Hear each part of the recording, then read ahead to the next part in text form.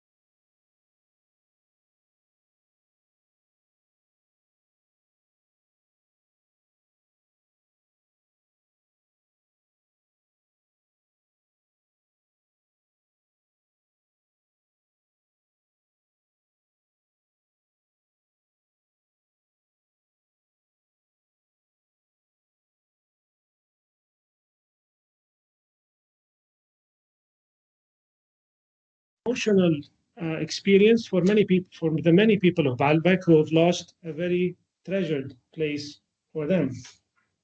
Now, the UNESCO, the Baalbek is also a World Heritage Site. UNESCO's Special Committee for the Protection of Cultural Property is planning an extraordinary session on November 18. They want to discuss the threats to heritage sites that is happening in Lebanon as a result of the war. But we can expect very little, given how much silence, how much deafening silence there is, especially by global and Western media, about all these crimes that are taking place in Lebanon.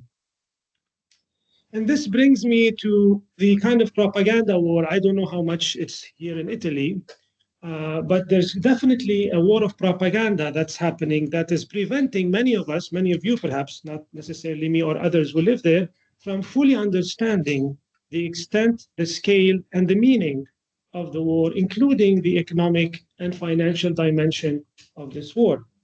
In some cases, the silence is replaced by vocal complicity. So if you look at the slide in the center, well, let me start with the slide on the right. This is complicity by omission. This is an event at the American University of Beirut, in which the expert Helen Sadr is speaking. As you see in the advertisement, it says ongoing conflict. There is no identification of the culprit. There's no identification who's committing these crimes. But there is more dangerous ways of hiding what's happening in Lebanon. If you look at the center slide, you can see the headline of the CBC. The CBC is the Canadian Broadcasting Corporation story on the same event I just told you about. And look how the threat to the ruins is implicitly justified by claiming that the entire city is a Hezbollah stronghold.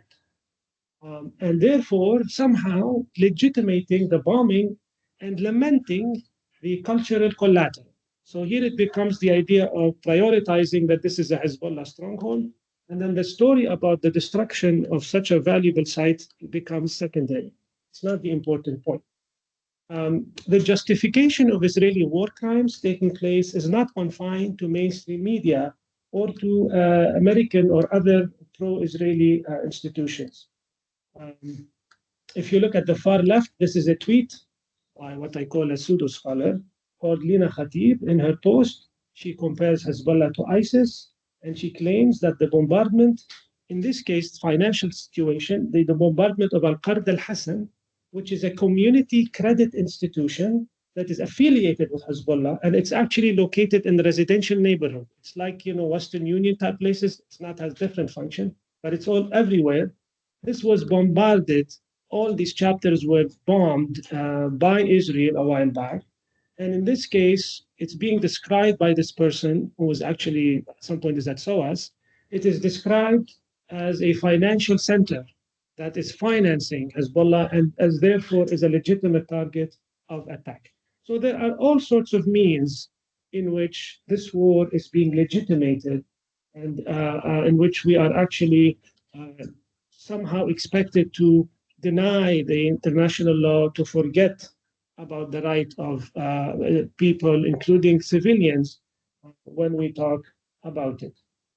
This war of propaganda is very expansive. And there's a political economy of media today, especially in the Arab region, if you study the Middle East. The majority of mainstream and even platform type media is funded by billions of dollars coming from Gulf states, mostly the Emirates and Saudi Arabia.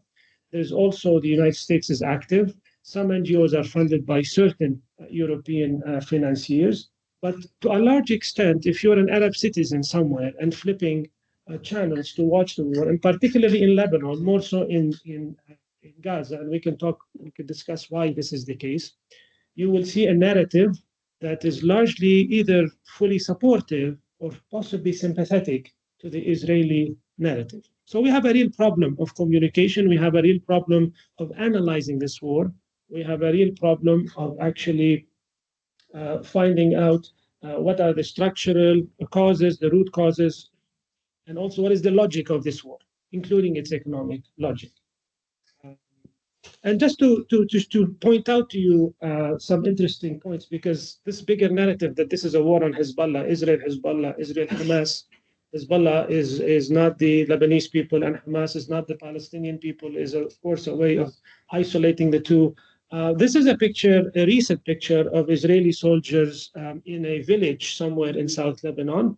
And as you can see, they are stepping on. Does anyone know whose flag is this? It looks like the Lebanese flag. This is the Lebanese Communist Party flag. This is not a Hezbollah flag. Of course, the Lebanese Communist Party has a long history of resisting Israel, all the way back to the 70s and 80s. And the Israelis probably are very aware of that, and they are probably still holding a vengeful hatred for the Lebanese Communist Party. So this is not a war against just one party. This is a war against the history also of resistance in Lebanon, just to keep, which is not something you see common in the media.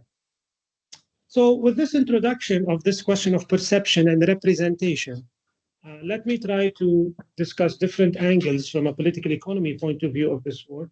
Obviously, I cannot cover everything in the time I have, and I didn't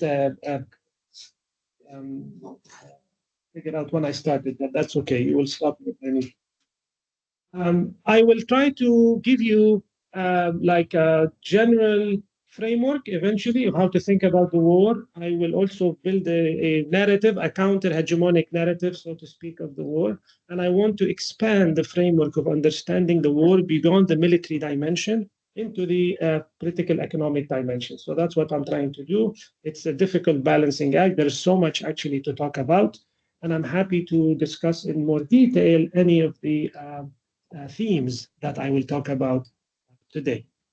So, okay, this is probably but that's okay. The title is difficult to find a picture for this title.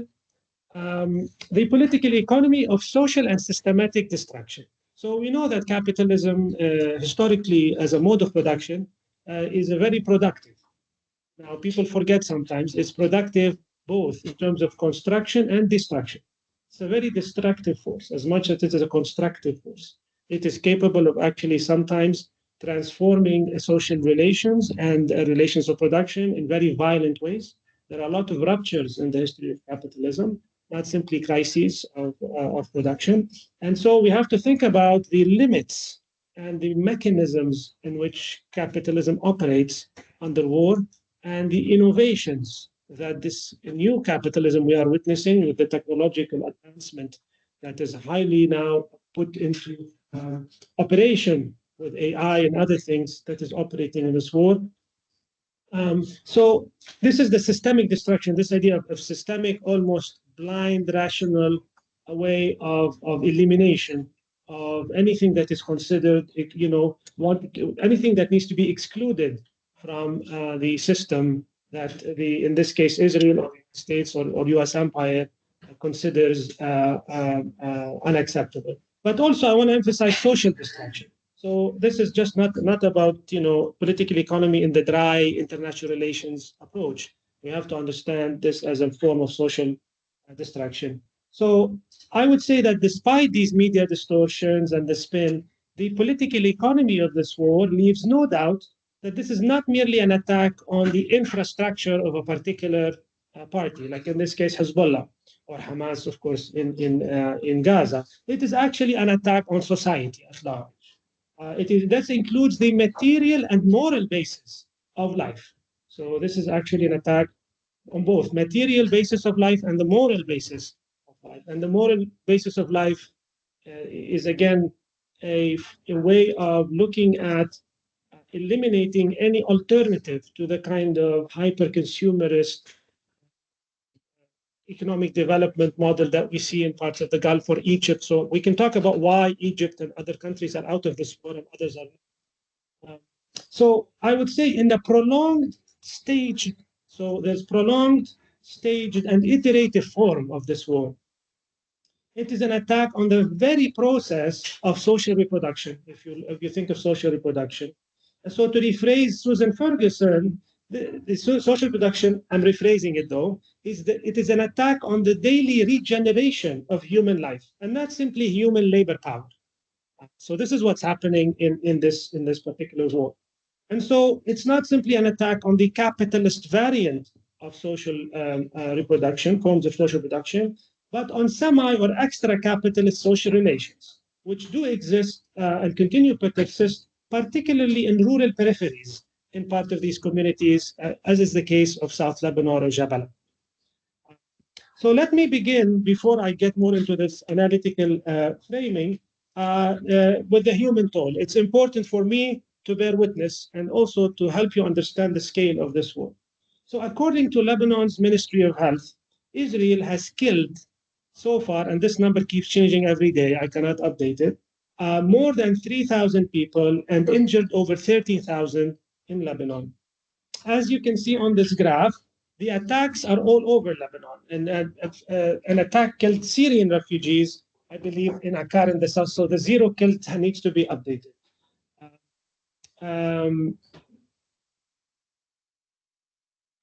This includes healthcare workers. So anytime someone is trying to rescue someone who's under the rubble, Israelis would possibly attack and kill them. This includes hospitals, trying to basically, it's a replica on a smaller scale. I'm not comparing. It's a replica of what they are doing in Gaza. So you've got the Dahya doctrine, if you know what that is, in the 2006 war, then transferred to now the Gaza doctrine, which is a much more monstrous version of the Dahya doctrine. And now it's coming back to Lebanon, but in a different format. But let me point out that the attacks, although they are all over, you will notice possibly that the majority, the deadliest attacks are in the south of Lebanon. Let me see if I can.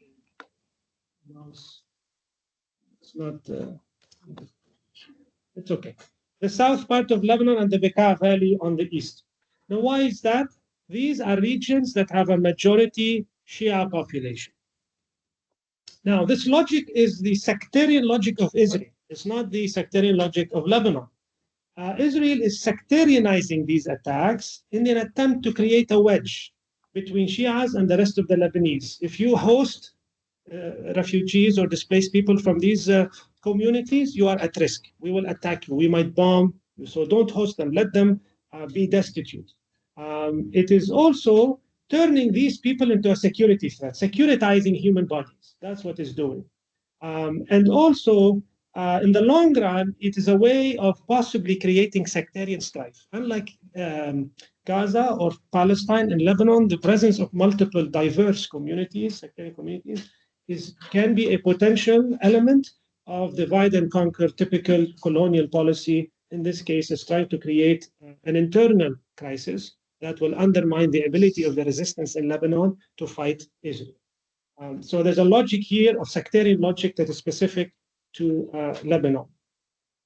Now, as always, it's important in order to fight the dehumanization that Israel is doing. I think we always have to stop a little bit when we analyze these things and recognize the people. These are people that have names, that have lives, that have future imagined or used to have imagined futures. And so, in the face of this dehumanization, this securitization and sectarianization of ordinary people, I want to remember here the irreducible loss of individual and unique lives behind these statistics. Among them, I want to pay just tribute today to the family that was massacred by Israel during an air raid on the outskirts of the southern coastal town of Saida. This is where I live. Where they were attacked is the road I take when I go, if I had to go to Beirut. And I also sometimes, to take a break, I go to the beach just north of this line. And Israel also has said that this line is the Awali line, is the line where everybody needs to leave out of. So it's trying to threaten and scare people to leave all of the rest of South Lebanon and stay on the north. So there's the Litani River. I don't know how much you know context. I can explain. And then there's the Awali River. This Awali River is north of the Litani, so it's gone further than the Litani River.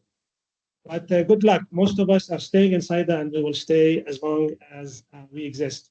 Or the people who are not traveling are still staying.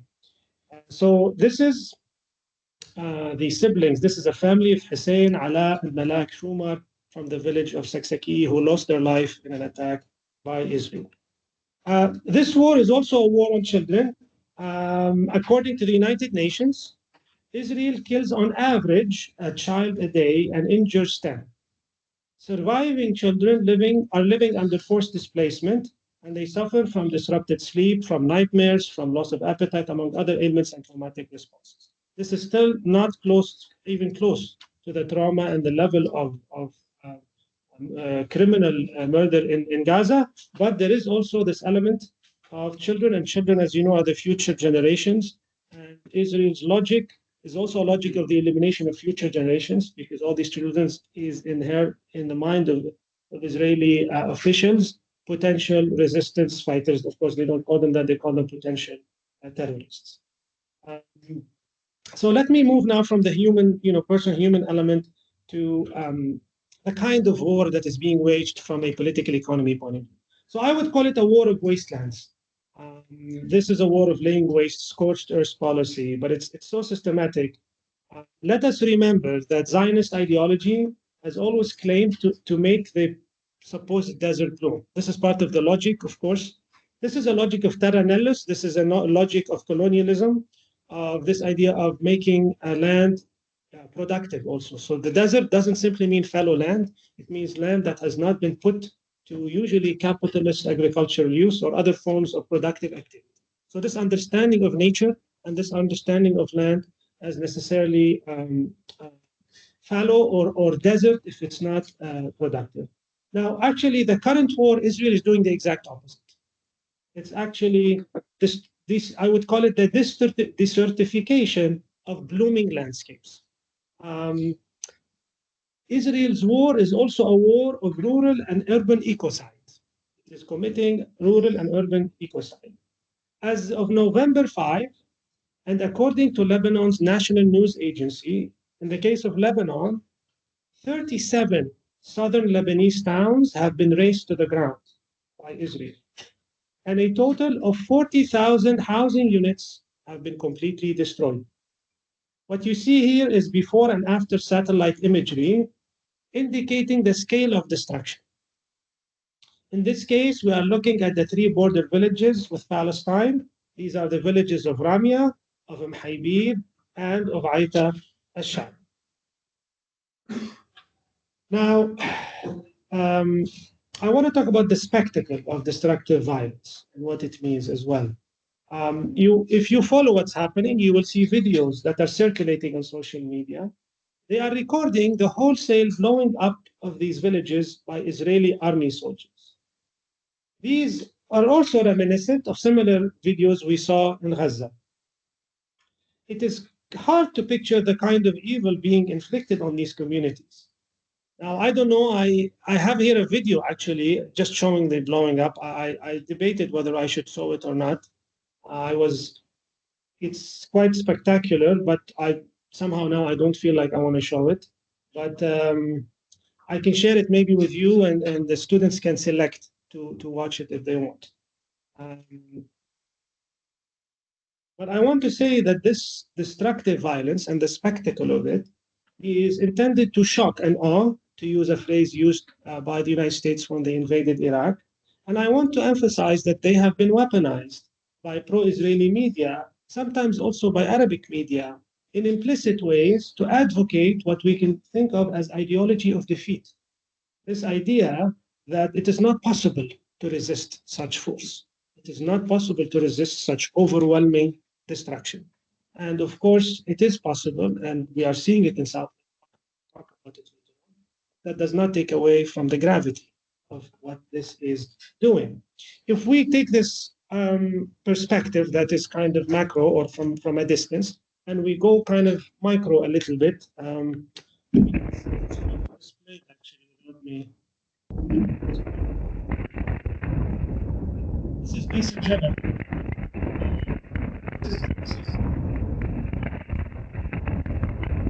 The village of Besieging.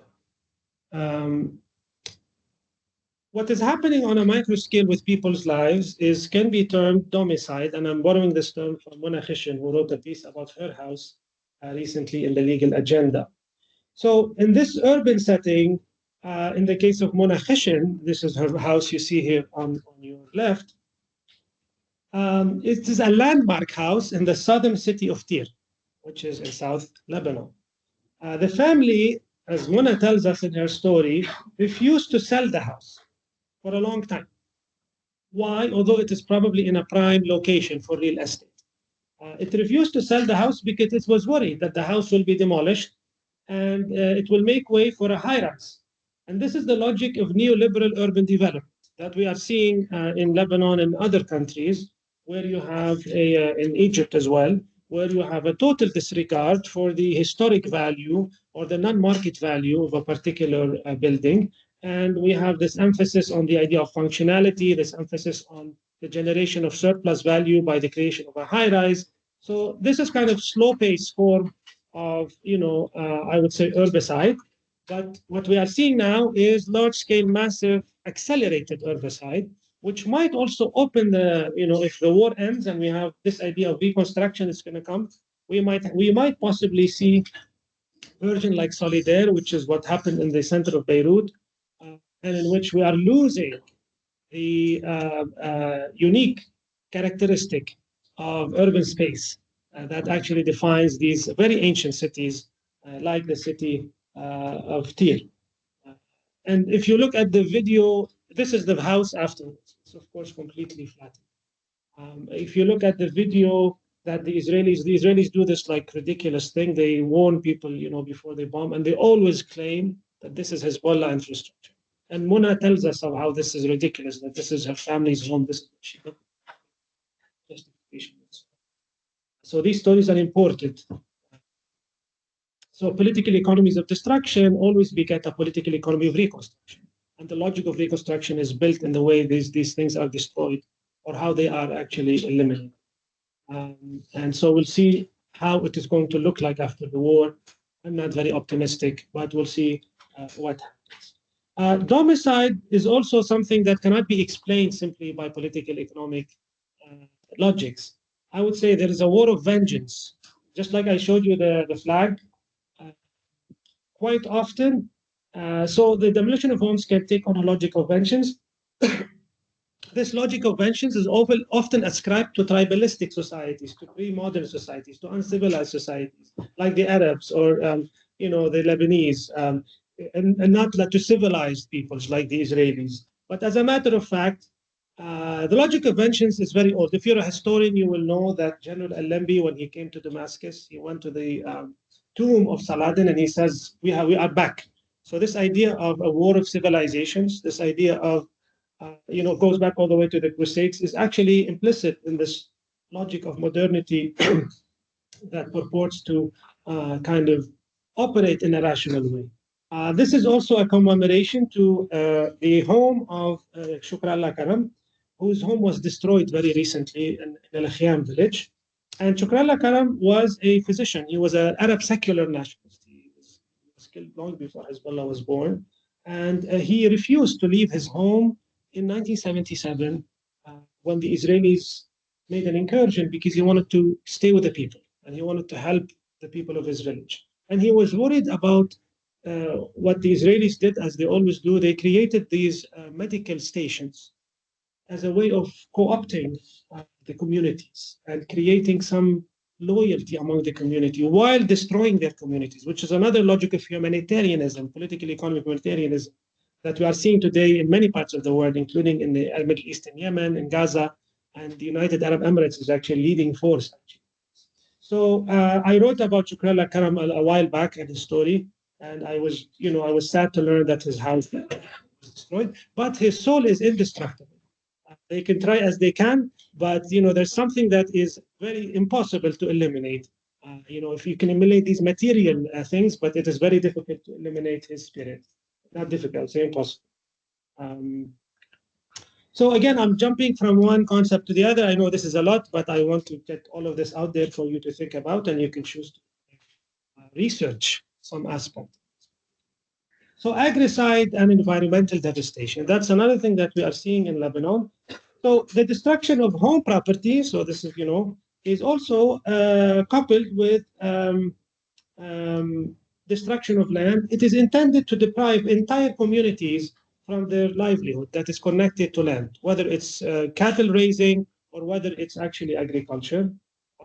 And Hadi Jafar was a professor and chair of the Department of Agriculture at the American University of Beirut, has done a study, and he has found that the war on Lebanon has inflicted, and I'm quoting, catastrophic damage on the nation's agricultural sector and environment.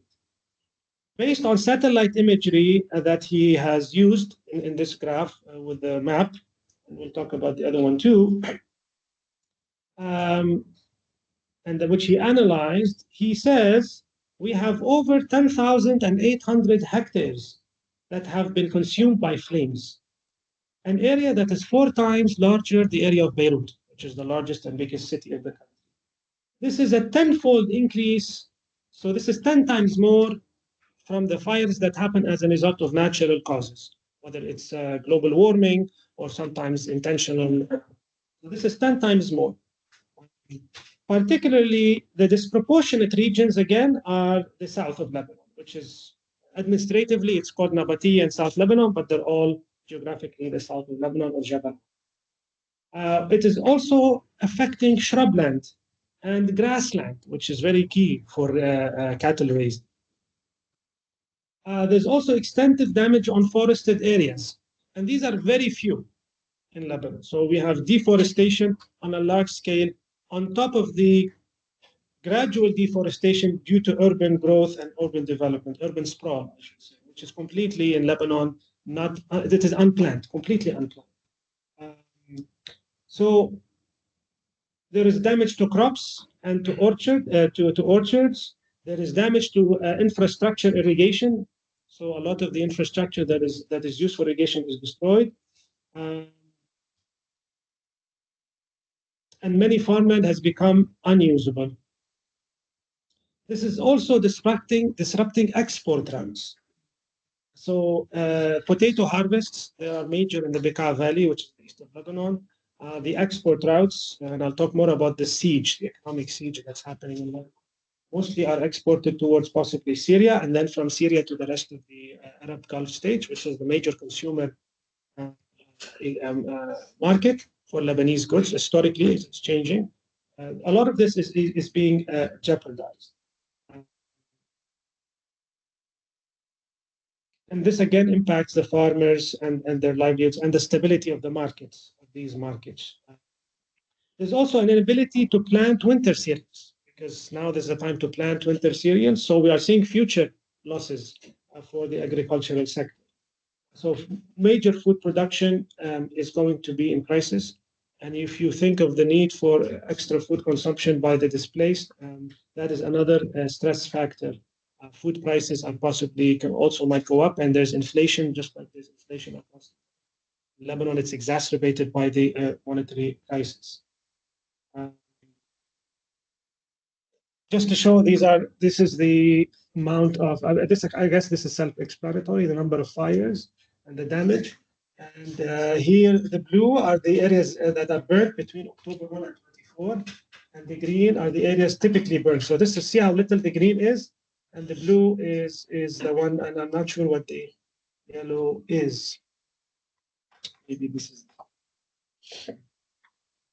I want to remind you again that we have seen agricide happen in Gaza. And again, we see how the same logic is playing out. And this is when we get to the point about how do we frame this conflict. We should not understand it in silos, in compartmentalized ways. Of the war in a regional and transnational approach. So this is just an example of Beit Lahia, where the agricultural land, the little there is, Gaza is very tiny. This is also denied. It's a form, obviously, of starvation. It's a form of agricide. Now it gets gloomier, so bear with me, but hopefully we'll get to a place of some optimism. There is also a policy of strangulation of ports and securitization of borders. We are seeing this increase. This is increasing. So, and this didn't start with the war. The war as in the fighting. So we shouldn't see the war simply as the period of fighting between the two parties. So Israel's besiegement of Lebanon has sought to further sever the routes of trade that I talked to you about, and they're also aimed at restricting the mobility of the population. So people cannot move around, whether for economic activity or for other reasons, including seeking safety, mostly in this case. So Israel, as you can see here, has bombed the main border crossing at the crossing of Masna. This is between Lebanon and Syria. If you look at the map, Lebanon is actually bordered by the Mediterranean on the west, by Syria on the north and on the east, and by historic Palestine on the south. So historic Palestine on the south is totally, obviously, blocked, closed, and the East Mediterranean. We'll talk a bit about the port and what happened. There's still some activity, but it's reduced. Actually, let me just read you what I wrote, because it sums up all of this. So Israel now is trying to eliminate, to ban, to deny people the right to move between Lebanon and Syria. And most of these people now, there was a movement of Syrian refugees displaced in the Syrian war to Lebanon. Now we're seeing a counter movement of refugees going from Lebanon to Syria. And this is actually going to stop them, or maybe prevent them from driving there, which means they can't take their belongings with them, which means there's more threats to the children and other people elderly who cannot walk all the way. So this is another attempt at a war on society. This is what it means to have a war on society. So Israel has also threatened any attempt for Iranian planes to come to the airport. So when you look at the airport, it's still operating. That's how I managed to come here. But it's minimal. The operation is reduced to a trickle. All airlines except the Lebanese Middle East Airlines is able to fly in and out. And the idea is to realign Lebanon's political economy away from Iran, or possibly any economies that are considered by the US as enemy economies. So this is what's also happening. If you couple all of this with the damage that happened as a result of the port explosion of Beirut in 2020, which also reduced drastically the capacity of the port to operate in terms of import and export. And if you add the sanctions, the US sanctions on Syria, the Caesars Act, which meant that many Lebanese investments were actually stopped or were at risk of being sanctioned as a result of the Caesars Act. If you put all these things together, also, I don't know if you know, there are British-backed watchtowers that were built across the border between Lebanon and Syria as a means of monitoring and surveying the border under the pretext, as always, of fighting terrorism. If you look at all of this, we can see a gradual besiegement, a material besiegement of Lebanon on the economic and political scale, and the geography, the economic geography of Lebanon, so to speak, is shrinking. It's constantly shrinking, and there is a cantonization of economic activity that is generally very detrimental, not only to economic production, but also to the well-being and safety. And also in the sectarian logic of Lebanon, if you do cantonize the economy, you reinforce sectarian identities and sectarian logics, which is another threat. So I'll zoom out again and look at financial warfare. This is something I study more and work out more. And the strangulation of ports and securitization of borders were preceded, like I said, long before this war started, by an ongoing policy of US financial warfare. So financial warfare is a major topic or theme to look at the political economy of war. Of course, the pretext is always the same. It is either defunding terrorist groups, or it is fighting drug smuggling, or it is sometimes about democracy and human rights. But as you can see, these are repeated again and again by the media without proper investigation, without proper, in this case, unfortunately, by a student of mine, I didn't do a good job, I guess, is reinforcing the US narrative about these things.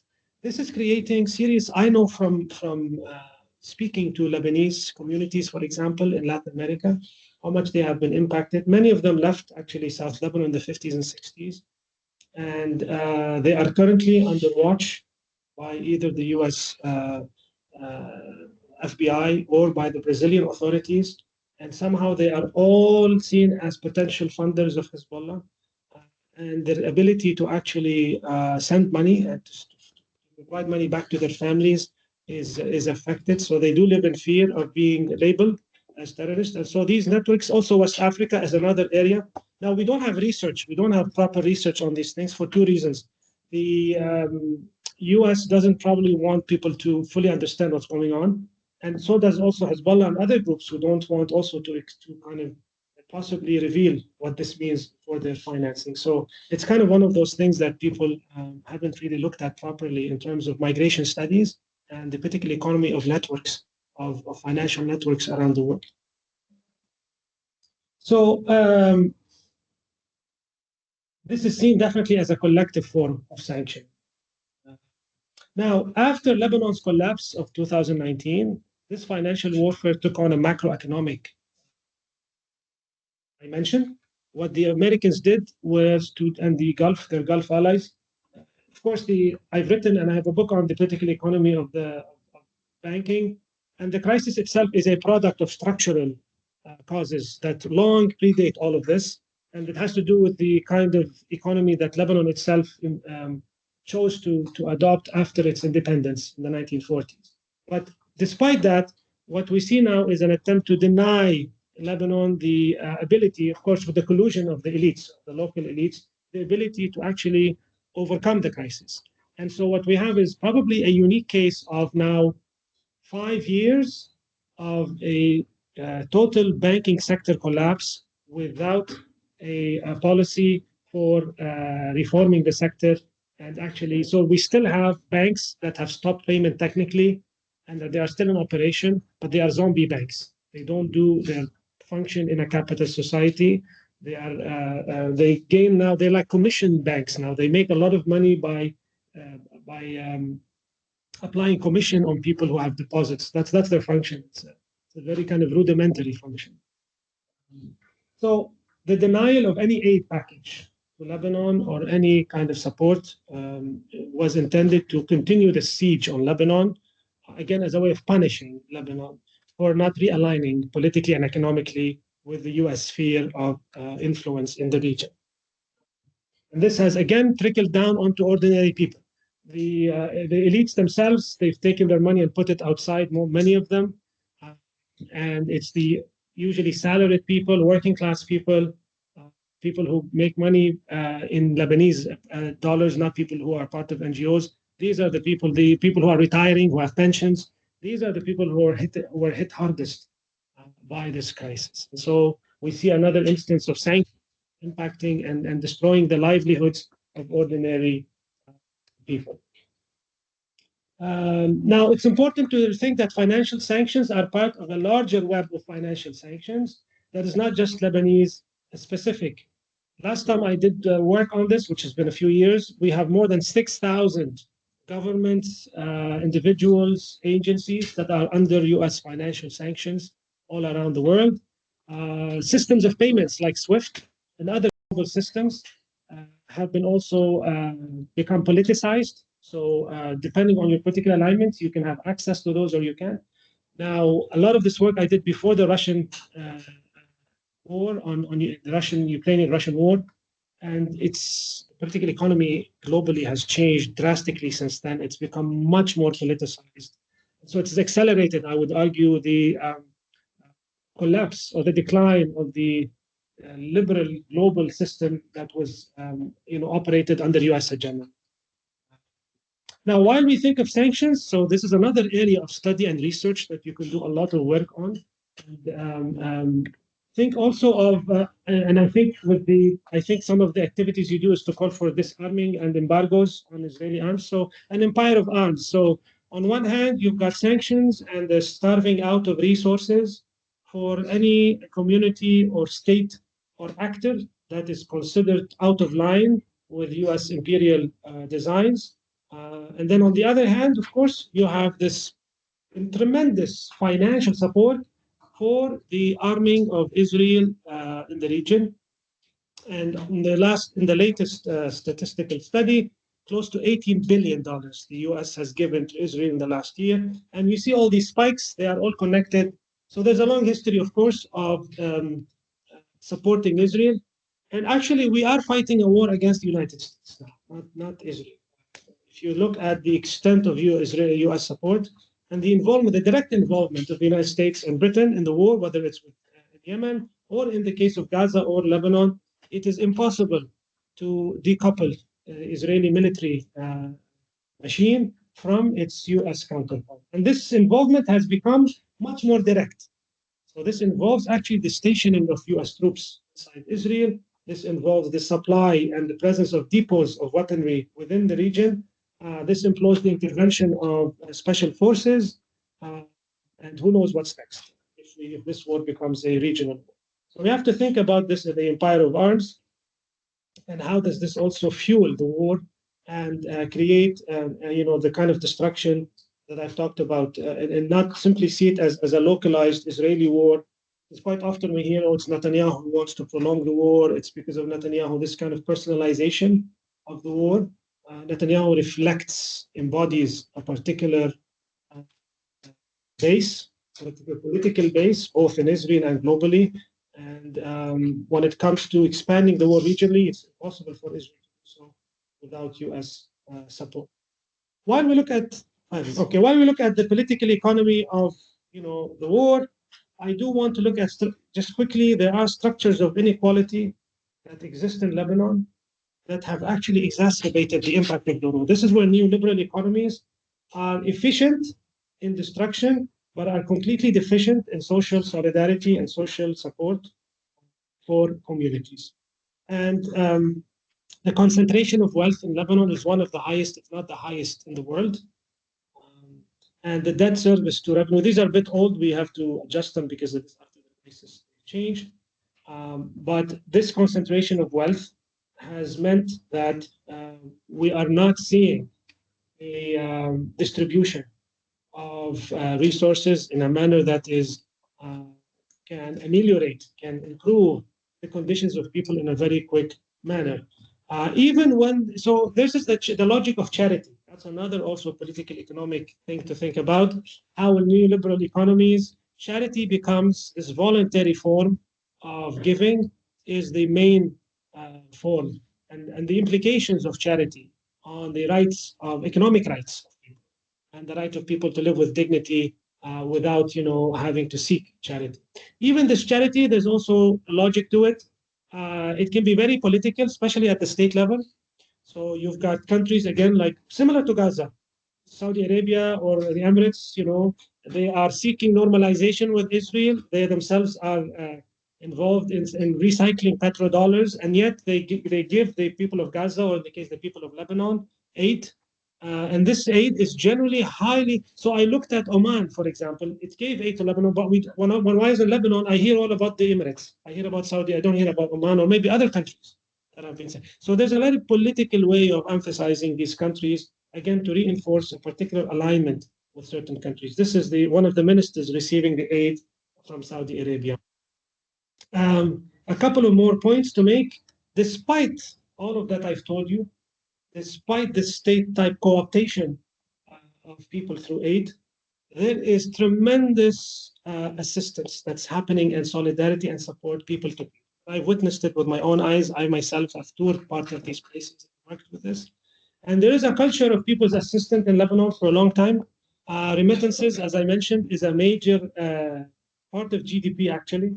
And the earliest historic instances recorded that we have go back to World War I, when actually diasporic Lebanese, particularly in the United States, were sending money all the way back to Lebanon. There was a famine in the World War I. So we have a long history of support, and we are seeing this actually happening very powerfully. Even though it's not enough, and it shouldn't be happening this way, the state and other actors should be the ones stepping in. But we are seeing this despite all the difficulties of transferring money, for example, to Lebanon, the kind of surveillance that I've talked about. And so there is a community of support that is anti-sectarian. We always teach Lebanon, sectarianism. There's also anti-sectarianism, and it's prevalent, and it's there. And think of this, the Minister of Interior said, at least according to his numbers, 100 incidents among an estimated million refugees for one. That's like 0.0001. So the media, again, a lot of times is overblowing these things. And I've seen on the ground, overall, despite all the incitement, that people generally are supporting each other, they're hosting each other. And this is where kinship, communal relations become important in the day-to-day economic activity and support. I want to end by a couple of notes. The first is, despite all that I have shown you, there's an estimated 50,000 troops on the border with Lebanon. They haven't been able to capture and retain a single village. So the sons that the people fighting in the south, they are from the this is their homeland. They're fighting for their land.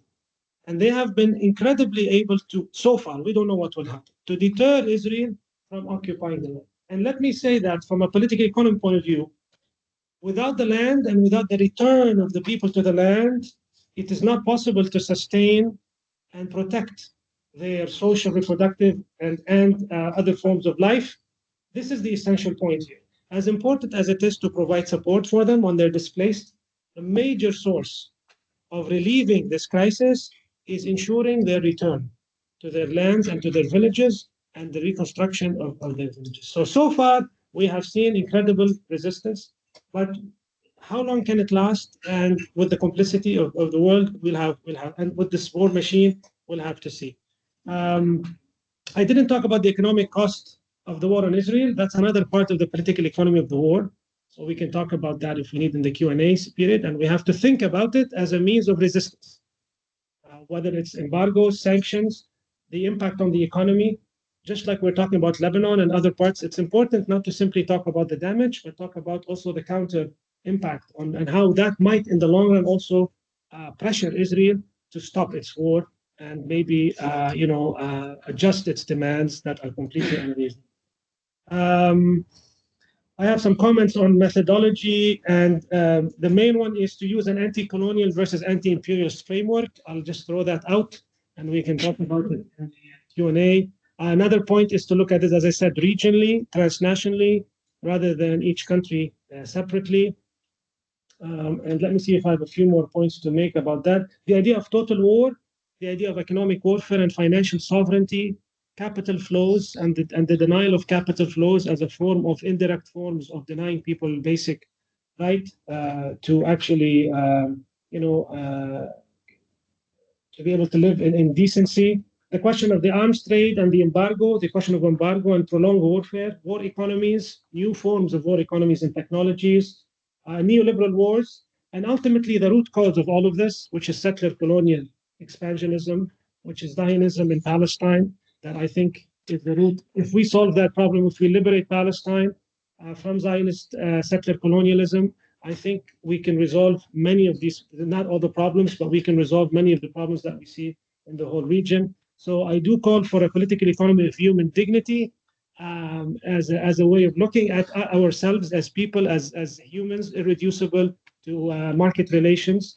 And I hope that one day, to go back to Italy, to close, I started with Italy. I am from the village of Shama, which is very close to the border with Palestine originally. And here is the shrine. It's a 1,000-year-old shrine. I was sent this picture.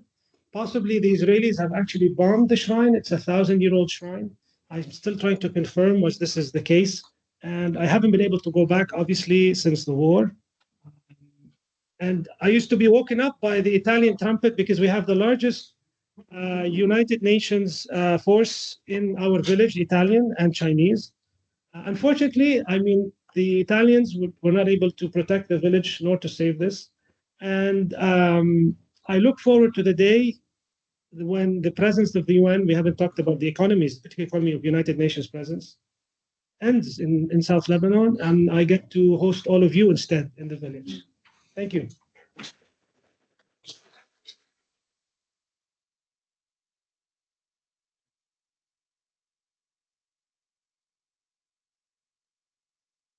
Okay, now is il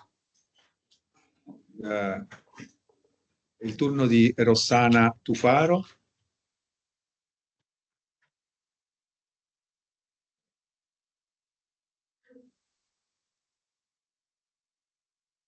Good morning, everyone. So to be understandable by Hicham too, I will speak in English if it's not a problem.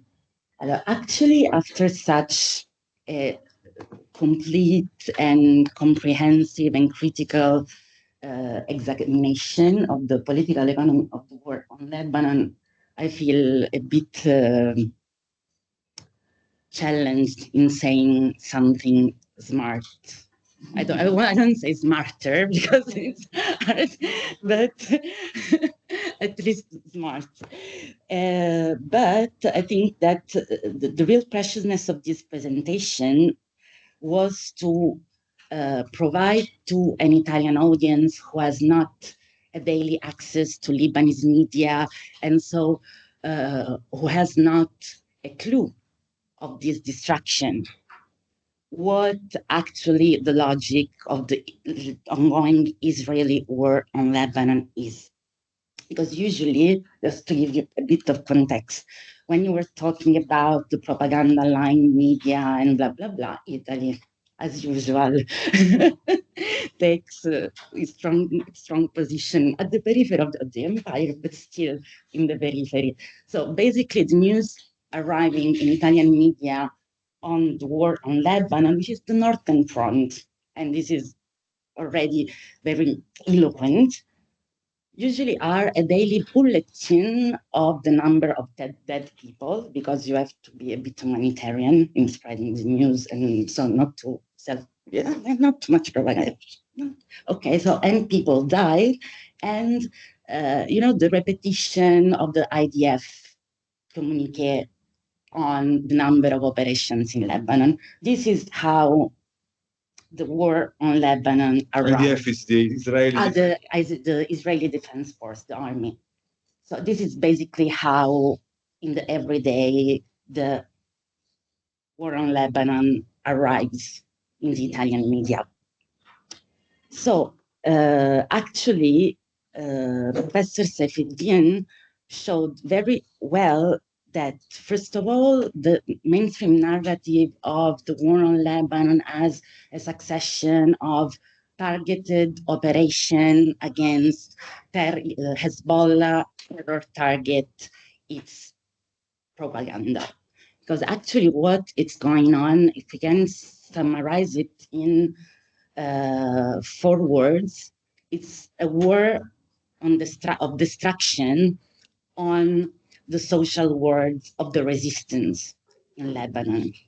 Resistance that must not be fully assimilated only with Hezbollah.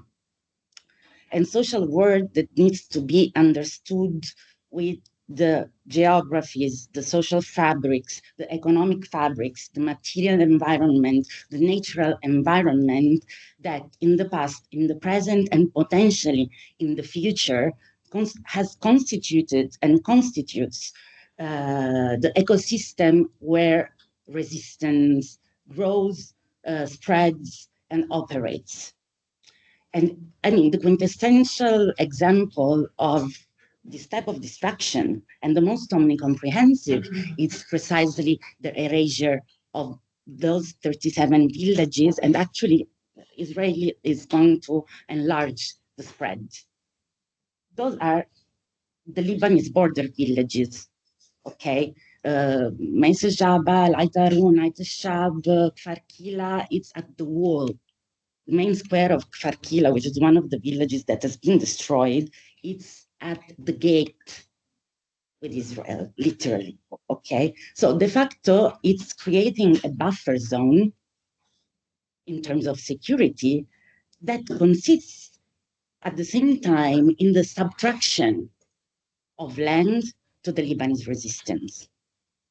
That if you want to see it in a very narrow, from a very narrow perspective, it's the field, the battlefield from where Hezbollah operates.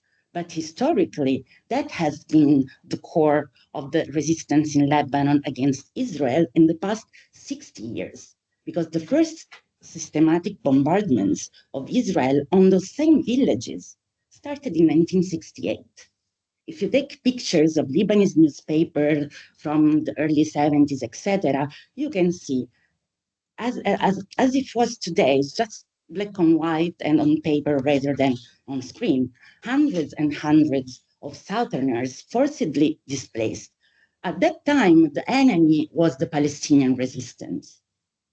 So they erased they destroyed, damaged southern villages, depriving people of their home, their livelihood, and displacing them under the pretext of hitting the PLO. Now they're doing the same with Hezbollah, but on an unprecedented scale. Because despite 60 years of systematic war in the south of Lebanon, despite about 30 years of direct Israeli occupation on those areas, those villages, and including the war of 2006 between Lebanon and Israel, that area had been severely damaged, but never completely destroyed. And this is a type of warfare that we never really see in the history of the 21st century, at least, and it's happening in full silence, this scale of destruction. The second fundamental part of the social world that is being destroyed are the social infrastructures of the resistance. And for instance, I mean, the most eloquent operation in this sense is the targeting of Al-Qard al-Hassan, which was this microcredit agency managed by Hezbollah. But dispensaries, more or less attached not only to the party, but also to the Amal movement, which is the second most important Shia political party in Lebanon, have been systematically targeted. Out of 180 security workers killed by Israel, a consistent portion came from the groups of civil defense, from the Amal movement, for instance. The picture that Hicham showed of these Israeli soldiers mocking the flag of the Lebanese Communist Party, it has a strong symbolic value because the first resistance against Israel in the south was made by the Communist Party. I mean, was one of the main political forces that started the resistance. And the Communist Party is very present in the south, it's very present in the Be'a, it's very present in Beirut, and it's mobilizing its social structure to support the displaced, to counter a certain type of discourse coming also from a certain type of Lebanese elite, also allegedly from the Thawra and the opposition that you have to imagine as a small army of Carlo Calenda, claiming themselves to be, the civic force and the revolutionary force in the Lebanese parliament, okay? The destruction of the agricultural land also has a material importance, a strategic importance, but also a strong symbolic one. Because, for instance, those regions are tobacco-producing regions since the 18th century, okay? And it's the main source of livelihood for most of the people who still reside in those villages. During the long occupation of the south of Lebanon that lasted from 1978 to 2000, the cultivation of tobacco by the inhabitants of those villages was an act of sumud, to not normalize the Israeli presence in the south, to challenge the orders of not getting too close to a certain point, close to the border. And so in this way, it's imposing a sort of fait accompli, and also the slow urbicide in Beirut, in the southern suburbs, and in the Be'a. It's also part of this strategy of destruction of the social world, because they are slowly erasing entire neighborhoods, entire towns that are not Hezbollah strongholds. They are also Hezbollah strongholds, but first of all are integral part, first of all, of the Lebanese social fabric, of the Lebanese political fabric, of the Lebanese cultural one, but actually due to the human geography of Lebanon, where religious communities, but above all political communities, are very gated, if we want, are very circumscribed, destroying a neighborhood sympathetic with the resistance and displace the people, it means to erode a specific type of environment wherein, independently from your affiliation or not to Hezbollah, it's unfriendly with Israel.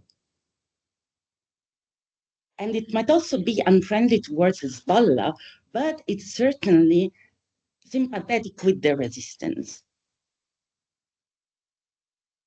And here we arrive to the third macro target of the strategy of destruction of the social world, which is the one of grassroots solidarity. Because Israel is systematically targeting at least once a week buildings in non-Shia geographic areas of Lebanon that host important numbers of war displaced. The last one happened yesterday in Akkar, which is the deep north of Lebanon. It's mostly a Sunni area. And a building was destroyed that was hosting about 50 displaced, and at least 20 have been murdered. The same happened in Christian areas, in Druze areas, etc., etc., etc. But actually, and here I will give back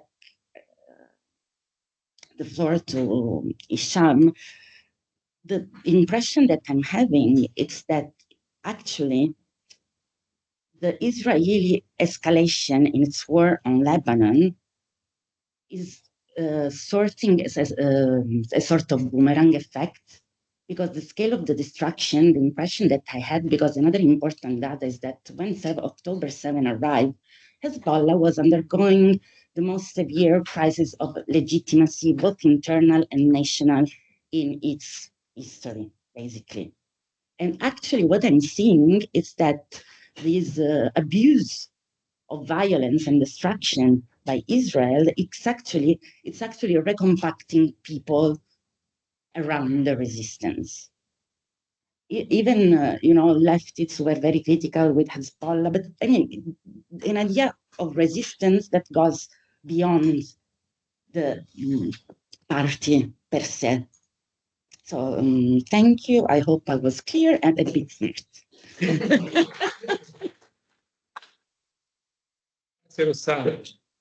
Hicham, you want to reply shortly so that we can have I want to reply a few comments quickly about a few comments. Okay. First, I want to thank you so much both for your very insightful and smart comments, but also for speaking in English, because I know that's one layer of difficulty. So I appreciate that. I have no reply. I just wanted to make a couple of points to build on what you said, but maybe also as a historian, I wanted to make some remarks. You're absolutely right that what you said actually reminded me of one aspect that's important to emphasize. So you are right that the armed resistance by Palestinian guerrilla fighters happened after '67, but also in terms of the attacks and the damage done by the Israelis. The village of Hula, one of the main villages, there was a massacre in that border village in 1948 or 47, all the way back. So the people of these villages on the border, because remember, this border was drawn after World War I. This goes back to the point about national economy as a framework of analysis, which doesn't work here, is very problematic. As a matter of fact, the economic, social, and cultural life of many of the people of, it wasn't even called South Lebanon. This term was actually coined by the French occupation as a way of administratively dividing this region. It's called Jabal Amel or Bilad Bshar. It has a different name. And many of the people there, their economic life and political and cultural life was much closer to Galilee. Actually, some parts of Jabal Amel was called also Galilee, part of it, some periods, than to Beirut. So this kind of damage and severance to the history and life of these people begins with the settler colonial project in Palestine. And this is again to the point that I made, and I want to emphasize more, is that we cannot understand Jabal Amel and what's happening if we decouple it from Palestine.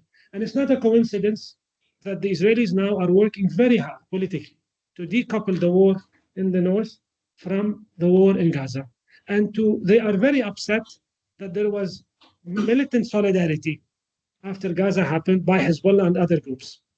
Whatever you think of Hezbollah, Hezbollah actually acted according to international law by trying to stop the genocide. This is what it is doing on top of other political things. So instead of other people, if other actors like state had intervened, maybe we wouldn't see this. If Egypt even had the guts to bring food aid through Rafah. This is a border between Palestine and Egypt. Israel has nothing to do with it. So the history and the politics of this region, and also to point out that you talked about the logic of this war, and I did. One logic which is present is possibly the idea of settling South Lebanon. This might sound a bit odd to you. We know that there is now the religious Zionism is now the governing force in Israel as a Zionist entity. I always call the land Palestine. This force now, if you listen to the Israeli officials, many of them, actually, if you go back to the Zionists, the early Zionists, when they sent people to buy land for starting this project, they instructed some people from the Jewish National Fund to find land all the way to Sidon, to Awali.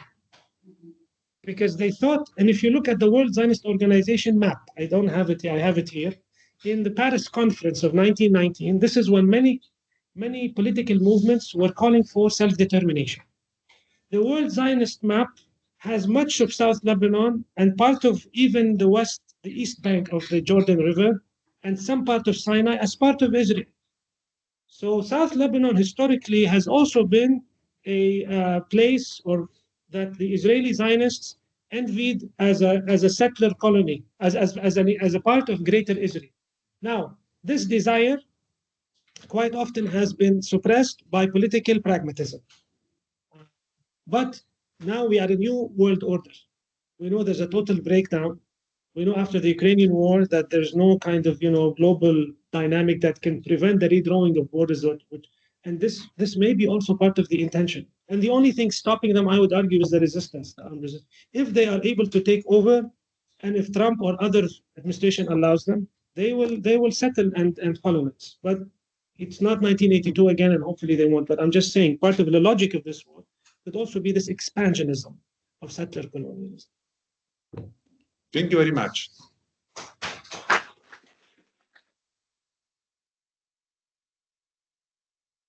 Now we are going to collect questions. Se avete domande, chi ha domande, possiamo farle in italiano, in inglese, sia dall'aula che online. C'è già una mano alzata online, quindi... There is a question online. Yes, Marco Ammar. Sì, grazie, ringrazio tutti per l'organizzazione, saluto Rosanna. I wanted to ask a question to Hicham. Thanks, Hicham, for your precious presentation. I was wondering about, you talked about the anti-sectarian movement in Lebanon, which is something we saw very evident in the 2019 revolution. So I would like you to expand more on that, and also to know what is the perception with respect to the armed resistance in other communities in Lebanon. Thanks very much. I answer, or do you collect? As you prefer. No, what no, you prefer. I can answer. It's fine. And if they get a lot more, we can collect them. Thank you for your question. So anti-sectarianism is a long-standing mode of political activity in Lebanon, and there are moments in history when this anti-sectarianism comes to the surface or is expressed in political action. And you are right, in the 2019 uprising that happened, we saw very strong anti-sectarian elements. But at the moment, in the 2019 uprising, which I was part of it, I was there in the streets. We also saw, which is very normal, a kind of different forms of anti-sectarianism. So you had a liberal dimension. Many of the people who thought they were speaking on behalf of the people in the streets called for a liberal anti-sectarianism, which focused on individual citizen rights, did not have a content that is social justice or wasn't, I would say, radical enough. And these are the people who came to represent the uprising eventually in elections. Now, today, the anti-sectarianism I'm talking about is a lot less consciously politicized. It's actually a form of solidarity that is happening among communities. Many of these communities, they are clearly political, but what I mean to say is this is not part of a political project of transforming the system, anti-sectarian in that sense. It's part of how they relate to other Lebanese people, how they think of Samud, of steadfastness, how they understand their relation to Israel, regardless of what they think of Hezbollah. So that kind of solidarity, material support, for example, housing people. At the same time, like any war, you have people that are taking advantage, that are charging high rents and high rates. There are people who are also, I know one case where if you want to rent, they will immediately, the broker will tell you if they're Shia or not, as a way of, So my point was that if you watch the media, actually I struggled for this presentation to find a picture of solidarity in the displaced locations. Most of them were showing the displaced are just desperate, broken. You see videos I see on TV of people, crying all the time. So all the negative aspects are shown. And this is part of the politics of attacking the resistance. So your second point about the position towards armed resistance, I think Lebanon has always been divided on that question. Even when the communists were fighting, it was the Palestinians that were the problem. So you have parts of Lebanon, definitely people are not only opposed to armed resistance, they are actually excited possibly about the idea of Israel eliminating Hezbollah. So you will have that in Lebanon, which is quite something. But like you're saying, this wholesale destruction, I think many people are realizing, if you think that you're going to get rid of Hezbollah on top of an Israeli tank, you are delusional, firstly. And secondly, you are inviting the destruction of your own society. So yeah, that would be my answer. Thank you. There is a question from the floor. I hope this is not, maybe it's a little bit complicated, but I'm trying to figure out, and what I would like to ask you is about the role of refugees in this attack on Lebanon, and especially the Syrian refugee that in the last few years would be like a major question in the internal Lebanese politics, but now we are also seeing, like, because of the attack of like Israel on the east side of Lebanon, very close to Syria, Lebanese people displaced in Syria. So quite the opposite of what is going on in the last few years. I don't know if you have some clarification on these, like, role of refugees in these last few months, and how a city like Beirut that already hosts so many refugees from so many different paths, Palestinian refugees, Syrian refugees now have like Lebanese refugees from the south. How can elaborate a little bit more about this transition of refugees? So firstly, maybe we should take, because I think there are many questions. So let us take a few and then I will answer, because I also saw a hand there. I'm going to just write them down so I don't forget. That's what I'm doing. I'm not sending emails. Non so chi era prima. Chi c'era prima? So, I get this up.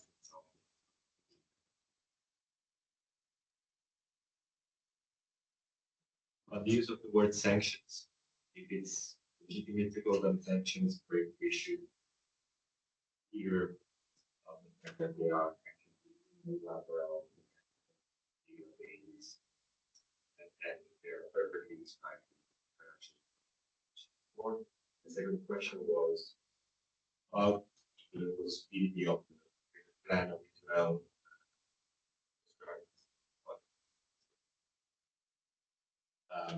One of the hypotheses is the Ben Gurion channel, and that will come to the economy or alliances of the region. So, for example, would be initiative to pass, and then have more practical shift. Oh, thank you. There's a third question, then I'll give you. Yeah, sure.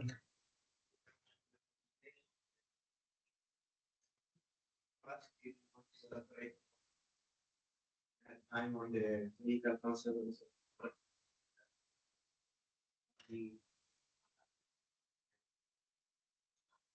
outside of it. Thank you. Maybe I can answer those and then we take another. So the question of Syrian refugees. Syrian refugees are probably one of the most, if not the most vulnerable social community or group in Lebanon for a variety of reasons. What has happened to them after the war? Obviously, I do not have the same level of knowledge that is in scope, but I can tell you some of the things I know of individual refugees, and also some of the things that have been kind of reported. Actually, in my village, a lot of the people who tend to the land, or quite a few of them, are Syrian. And they're not, when you say refugees, some of them are definitely displaced as a result of the war.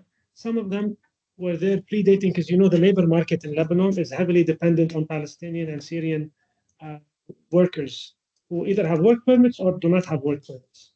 So many of them, quite a few of them went back to Syria, interestingly enough, because they were dying. Some of them were dying and were killed. So in my village, the first death was of a Syrian mother and her 3 children, not of Lebanese residents of the village. And some of these Syrian refugees were still going to these villages and at risk. This is where the question of class comes in, and tending to some of this land. Although in most cases, no one was actually telling them to go. So just to also be fair, but some of them, they were attached to their work. And when they were displaced, it was so expensive. Syria is much cheaper now for them to live than to be in Lebanon. So some of them went back to families or went to, well, that's one thing that is happening. Otherwise, the question of Syrian refugees was highly politicized in Lebanon. On one hand, it was used as a political card, unfortunately, by all parties, including, of course, the European and NGOs that were benefiting from these refugees. So the question of safe return in Lebanon was never, in my view, addressed in a proper way, systematic, proper way. It was all about, if you're pro-Assad, you want them to go back. If you're anti-Assad, you want them to stay. So the ideological position is what determines your approach to the refugees. And this brings me back to the question of this regional framework, that we cannot understand what's happening simply through Lebanon. This mobility is, is very, very important. So they're now off the radar in terms of politics. You don't see them as well, coverage in terms of media. And I wonder how they are. Most of them are faring, but some of them have left, and they were displaced with the displaced. The question about sanctions. I don't know if you think sanctions legitimate what they're doing because it's a legal term, then yes, we should do something. I don't think of sanctions myself as such, because maybe I'm not a legal scholar. And so, if there's a better word to use, definitely financial warfare is the better overarching term. But then how do you describe particular provisions or acts or legal decrees that actually sanction you? So if you think of it, please do let me know. I'm interested. Now, the plan of reconstructing the greater plan, the Ben Gurion Channel. I saw a lot of videos in the early stage of the Gaza war about the Ben Gurion Channel. For those of you who don't know, this is the idea of creating a channel that would circumvent the Suez Canal and would actually link the Aqaba from the Red Sea to somewhere very just north of Gaza.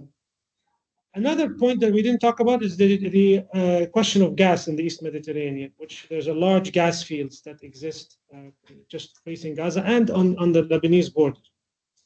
My sense is from a geoeconomic, this is another point. If you do economy rather than geopolitics, think of geoeconomics as a way of talking about these things.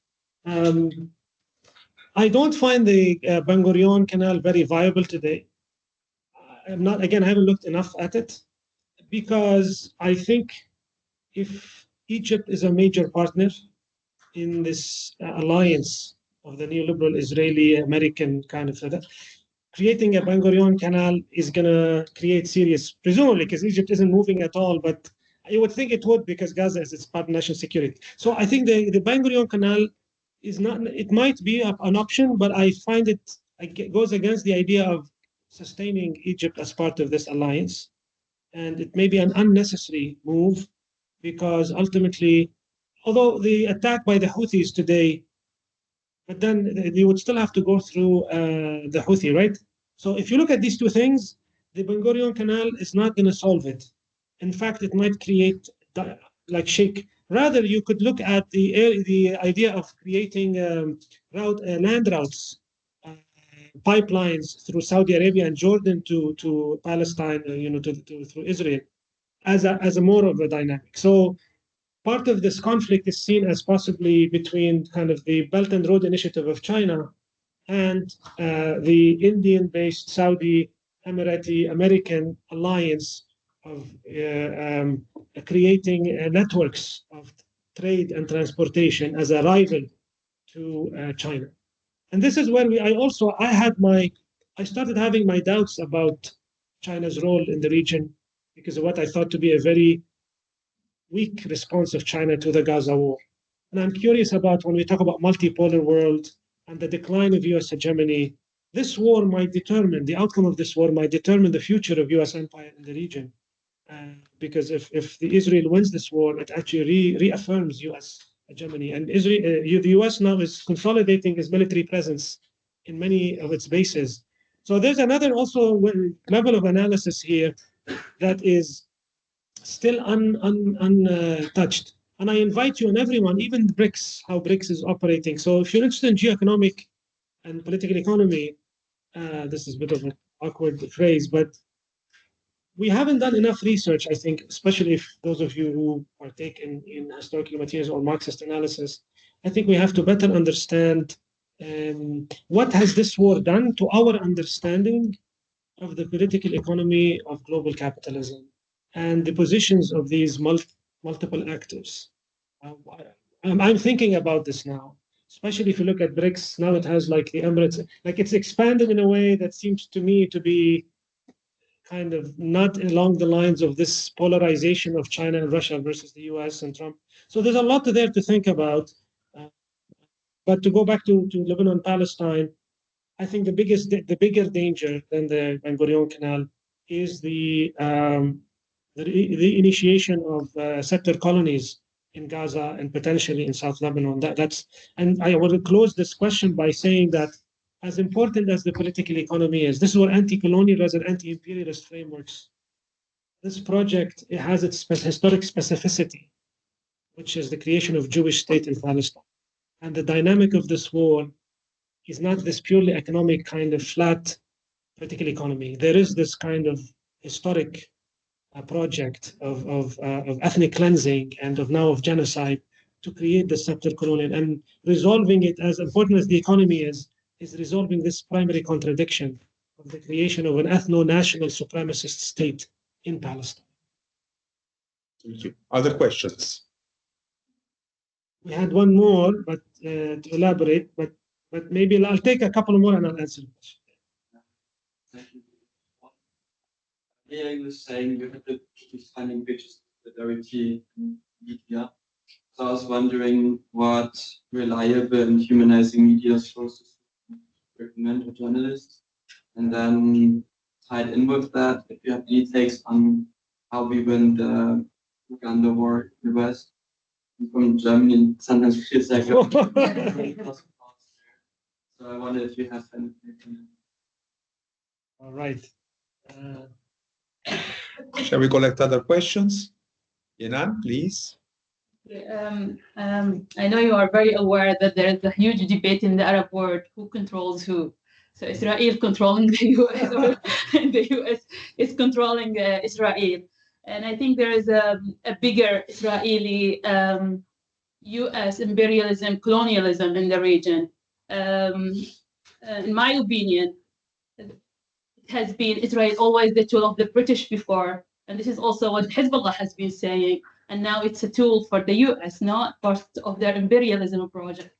So within that, what do you think about that? And then the second question is, where the expansionism really stopped? Is it really only Palestine and Lebanon, or it's the full region? Because a lot of us who support Palestine, we say, okay, you don't have to think about it only as a humanitarian cause, but also as a nationalism, regional security for the whole region in the Middle East. So what do you think about that?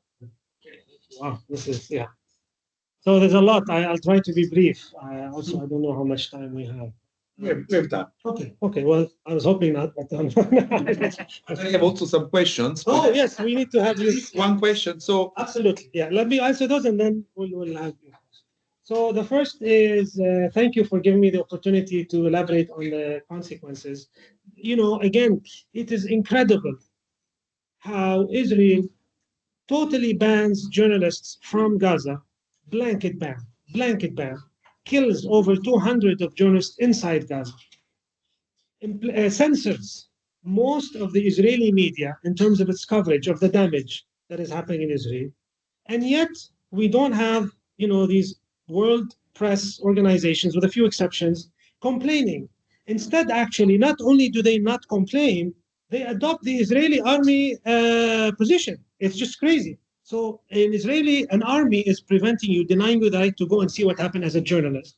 Not only do you not complain, you actually say, okay, give me tell me what's happening, and I'll just report it as is. That is the level the incredible level of media propaganda that we are always told exists in totalitarian, or global South regimes, but not in Western democracy.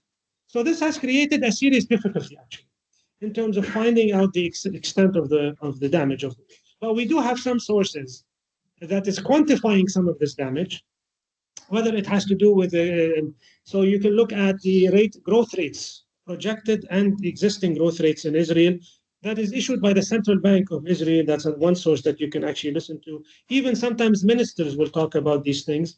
We do have, so the question of economic productivity and growth, which is key, is one aspect. And the extent to which these rockets coming from Lebanon are, we don't know how the extent of the damage, by the way. I know I have to be also, I worked as a journalist. So that's one. The second is the displacement of the settlers in the north. The estimates of how many people have left northern Palestine as a result of these attacks. That's another pressure that's available. The third type of consequence has to do with the boycott, divestment, and sanctions, and how many investment, question of foreign direct investment and how much is coming in. The tech sector is another dimension, and it's the impact of the war on the tech sector. Overall, from what I've read and what I've seen, the economic impact is still not big enough. Remember also, during wars, I teach also debt and war. Countries can accumulate large levels of debt, and depending on the outcome of the war, can actually eventually deal with them. But we have an open tap by the United States and other governments that is giving Israel constant financial aid. Here is where the BDS comes in, if it's able to actually succeed. So I would say the economic consequences are real, they are major. The majority of economic production in Israel is concentrated in the north. So if this war with Lebanon continues, and if the damage increases, that might start having an impact on decision-making and policy. So these are the ways in which you can look at the damage, but I think we still don't know enough because of this censorship. The question of solidarity in Germany, well, I don't know what to tell you. All I can say is that I think we all know that Germany is playing a very active role in supporting Israel. It is providing weapons. It is also cracking down with brute force against any opposition to Israel. This brings me to the point of the conflation of anti-Semitism with anti-Zionism, which I think many of you also have to deal with. Now, in the case of Germany, I wrote a piece in Arabic that says, I put a post that says, Germany seems to always be on the far right side of history.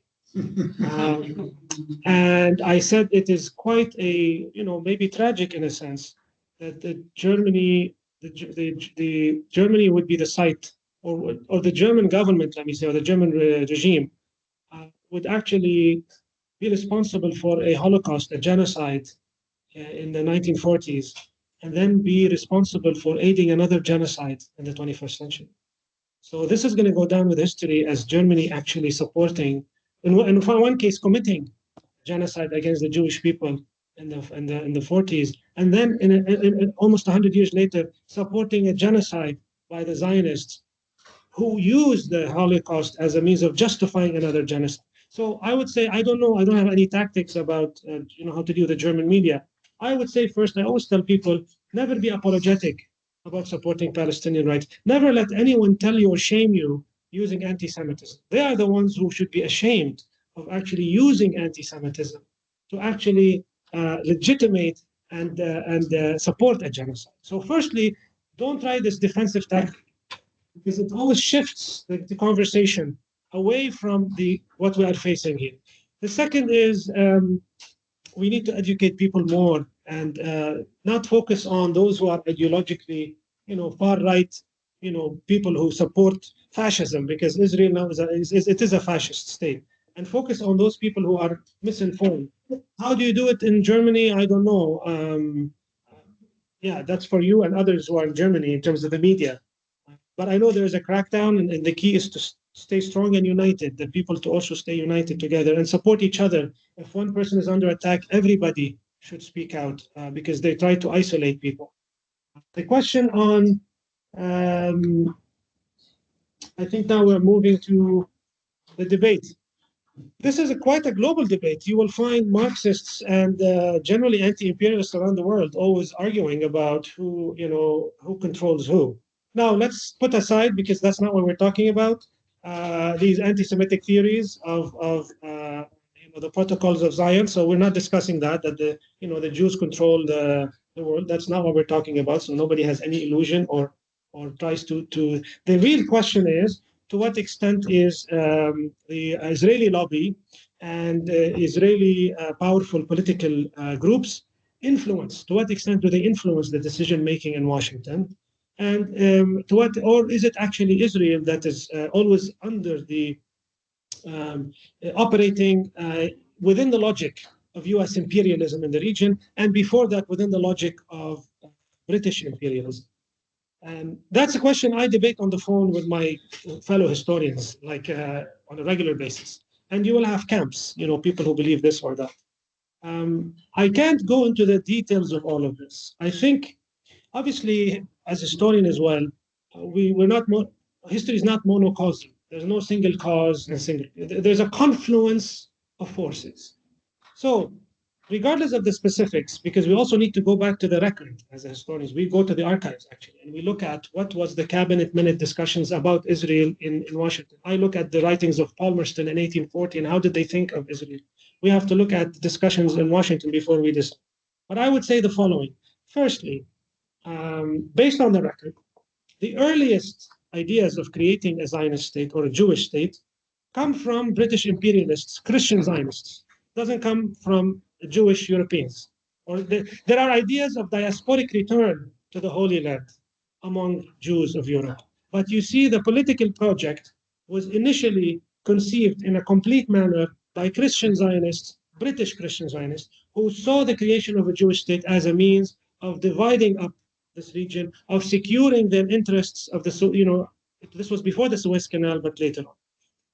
Later on, of course, this becomes a settler colonial movement in Europe that is internalized and adopted by Jewish Zionists.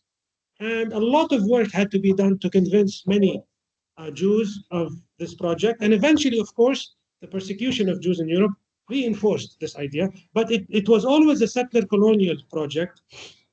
And eventually, Israel, you are right, came to serve US imperial interests in the region. And there is a lot of writing by John Mersheimer. Ilan Pappy just published a book on the lobby. I think he's more on the side of the lobbying is what influences, not vice versa.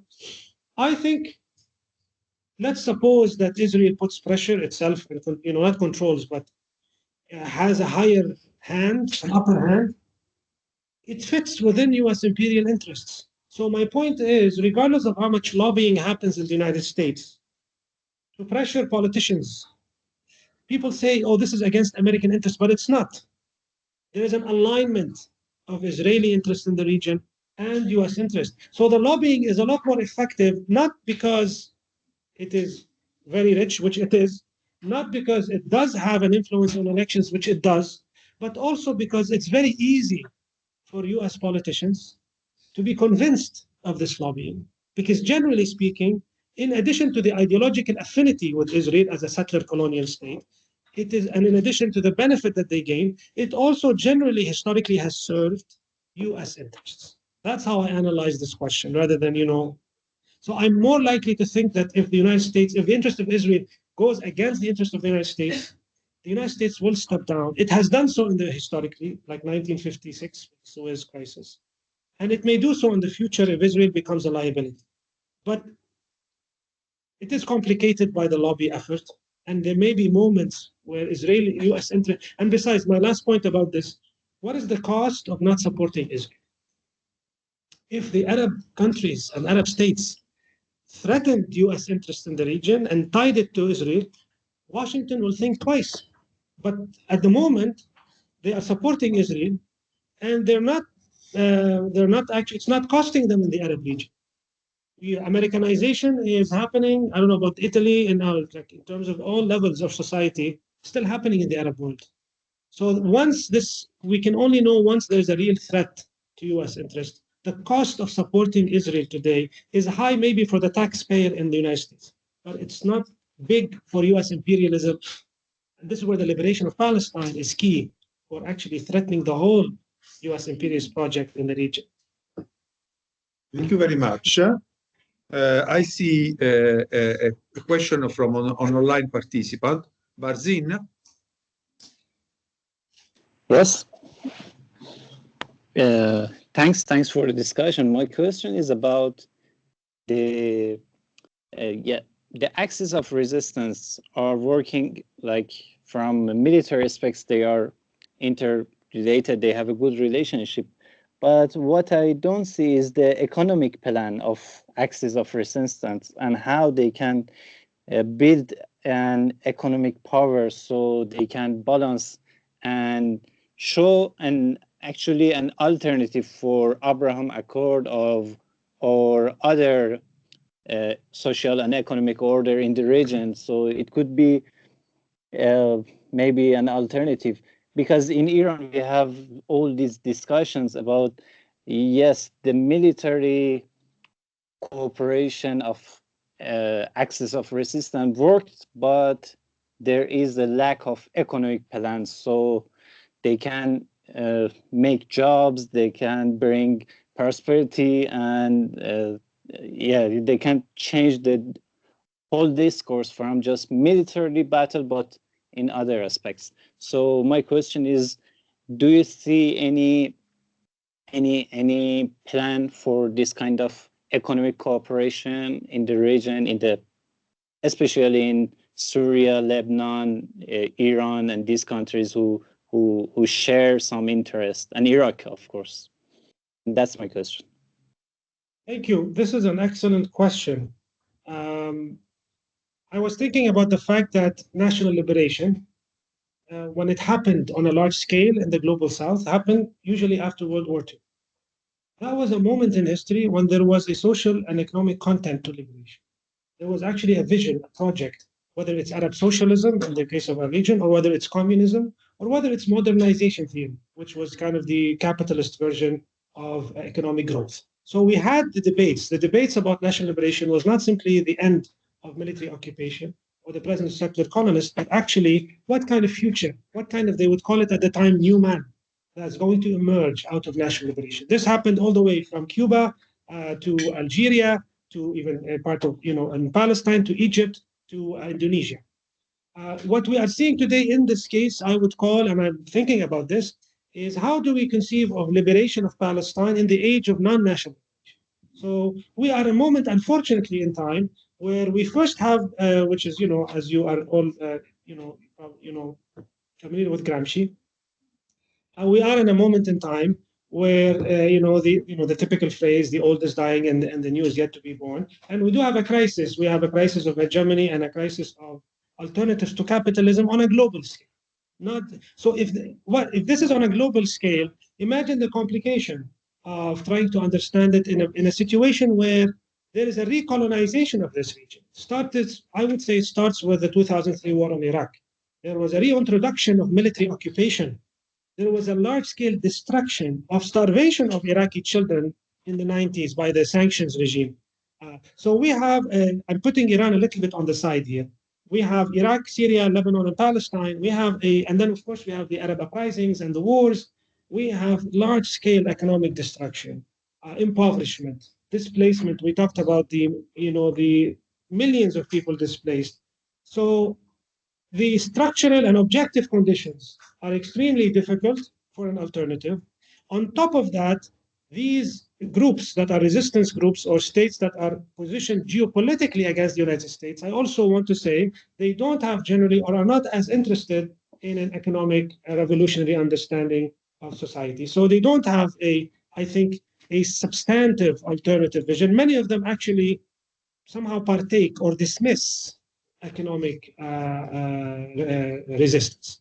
I think the infiltration and the use of technology today and the phone as a means of mass mutilation and destruction, and the access that we have to our individual life through surveillance and the ability to use that access, which is technically for economic reasons, for destructive military reasons, should make these groups or these rethink. They are betting on one of the things they used to say in Lebanon: we have to head east. So the alternative to that is they are thinking about is creating economic relations, consolidating it with China, with Russia, creating alternative circuits of finance capital outside of US dollar hegemony. I think that's very key and important, but it's also been very difficult to break through. Also, if we look at China, and I haven't looked enough, China is established. It seems to be have a non-ideological approach to the Middle East. So China is willing to start consolidate economic relations with Saudi Arabia and with Iran, and even help with the port in Israel. So there isn't this ideological point. China only acknowledged Israel in 1993. So the China of Mao and of the Communist Party of the past is not today's China. So these are very important questions, and it's for all of us not to simply kind of, they're doing the military part, and we should think about how do we transform and provide more progressive content and revolutionary content to these movements, so that we also determine the future of liberation and not simply, the question of ending the war. Thank you.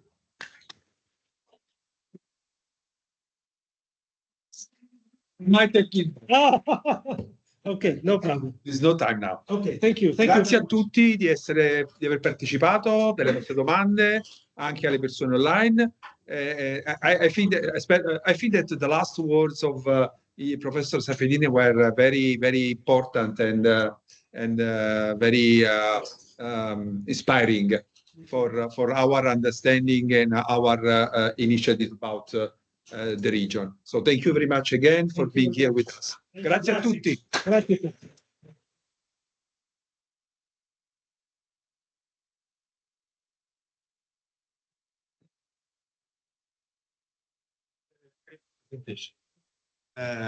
I gave all the instruction for.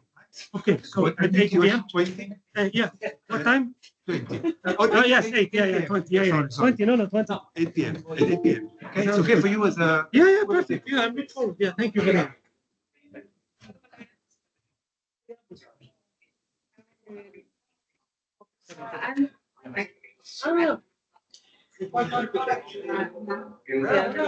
Good evening. I'm muy cerca. Muy cerca. I was thinking to my university.